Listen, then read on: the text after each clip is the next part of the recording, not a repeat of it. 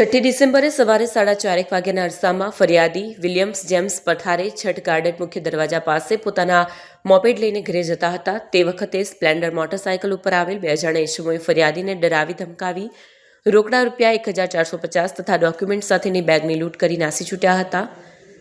જે ગુનાના આરોપીઓને શોધી કાયદેસરની કાર્યવાહી કરવા અંગે પોલીસ કમિશનરે સૂચના આપી હતી, જેથી પોલીસ ઇન્સ્પેક્ટર આરજી ચુડાસમા તથા સેકન્ડ પોલીસ ઇન્સ્પેક્ટર કે.એ. ચૌહાણે આ લૂંટના ગુનાના આરોપીઓને શોધી કાઢવા માટે સર્વેલન્સ સ્ક્વોડના માણસોની અલગ અલગ ટીમો બનાવી હ્યુમન ઇન્ટેલિજન્સ તથા ટેકનિકલ સર્વેલન્સની મદદથી કામગીરીમાં જોડાયા હતા. તે દરમિયાન પોલીસ કોન્સ્ટેબલ નિકુલદાન ચેનદાન તથા પોલીસ કોન્સ્ટેબલ યશપાલસિંહ પ્રદ્યુમનસિંહને સંયુક્ત બાતમી હકીકત આધારે આરોપી સુમિત ઉર્ફે શુભમ રવિન્દ્ર પઠાડે, વિવેક ઉર્ફે કેવલ ઉર્ફે જેરી કમલેશ સોલંકીને ગુનામાં ઉપયોગમાં લીધેલ મોટરસાયકલ તથા લૂંટ કરેલ રૂપિયા પૈકીના 520 તથા બેગ, આરસી બુક તથા ઝડતીમાંથી મળેલ 2 મોબાઈલ ફોન સાથે ગણતરીના કલાકોમાં પકડી ગુના સબબ આગળની કાયદેસરની કાર્યવાહી હાથ ધરી છે.